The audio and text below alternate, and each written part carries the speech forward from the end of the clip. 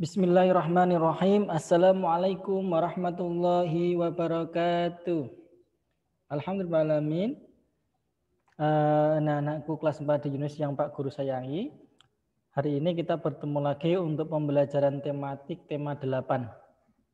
Hari ini kita akan belajar subtema 3 MUPEL PPKN dan MUPEL Bahasa Indonesia. Mari kita awali dengan membaca basmalah bersama-sama. Bismillahirrahmanirrahim. Ya, mari kita mulai. Silakan bisa siapkan buku paketnya ya untuk panduan kalian belajar. Mengamati karakteristik individu. Karakteristik adalah karakter dan gaya hidup seseorang serta nilai-nilai yang berkembang secara teratur sehingga tingkah laku menjadi konsistensi dan mudah diperhatikan. Karakteristik juga berarti ciri atau karakter secara alamiah yang melekat pada diri seseorang. Jadi, karakteristik individu adalah karakter yang melekat pada individu. Karakteristik individu dalam masyarakat Indonesia beragam jenis. Di antaranya ada fisik, kegemaran, pekerjaan, ras, suku, pengetahuan, serta agama. Nah, keberagaman karakteristik masyarakat Indonesia bukan penghambat persatuan dan kesatuan bangsa Indonesia, melainkan keberagaman dapat memperkukuh persatuan dan kesatuan Indonesia. Paham ya? Nah, manfaat keberagaman karakteristik. Kita sebagai warga negara Indonesia hendaknya saling menghormati perbedaan karakteristik antar masyarakat. Banyak manfaat atas keberagaman karakteristik masyarakat Indonesia. Berikut manfaat keberagaman karakteristik. 1. Dapat saling belajar menghargai karakter setiap individu. 2. Belajar bersosialisasi. 3. Belajar toleransi. 4. Saling melengkapi sesama individu. 5. Hidup rukun dalam masyarakat. Nah, anak-anak itu manfaat keragaman karakteristik. Nah, ada juga adanya keberagaman jenis pekerjaan dalam kegiatan ekonomi penduduk Indonesia menunjukkan adanya perbedaan karakteristik individu dalam masyarakat. Adanya keberagaman karakteristik individu dalam masyarakat sangat bermanfaat bagi pemenuhan kebutuhan hidup masyarakat dalam kehidupan sehari-hari.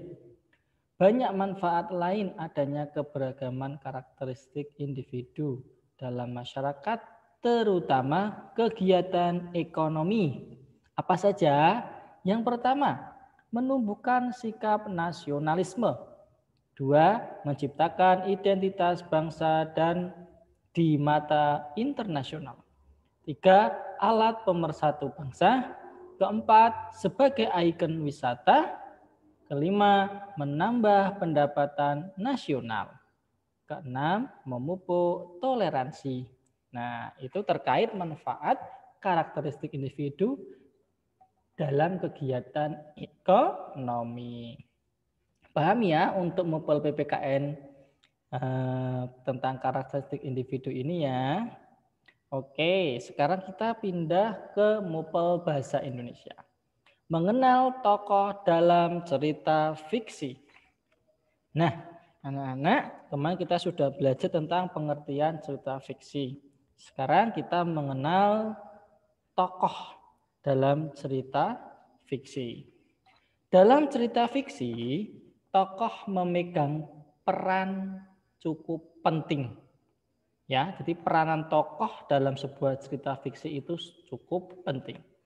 Tokoh dalam cerita fiksi akan membuat suatu cerita lebih hidup dan menarik, seolah-olah terjadi di alam nyata. Apa itu tokoh? Tokoh adalah orang yang menggambarkan suatu peristiwa dalam sebuah cerita yang diperankan. Pada dasarnya, tokoh itu dibedakan menjadi dua. Yang pertama adalah tokoh utama. Apa itu tokoh utama?